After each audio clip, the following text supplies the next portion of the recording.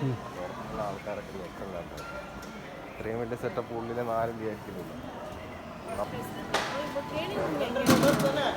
Inventory ചെയ്തിരിക്കുന്ന സെക്ഷൻസാണ് location vice.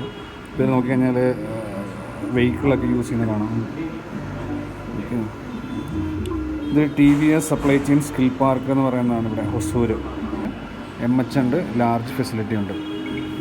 Okay, ഏകദേശം 3 ലക്ഷം square ഫീറ്റിൻ്റെ ഉള്ളിൽ അത്രയും വലുപ്പമുണ്ട് നമ്മുടെ ഈ വെയർ ഹൗസ് എന്ന് പറയുന്നത്.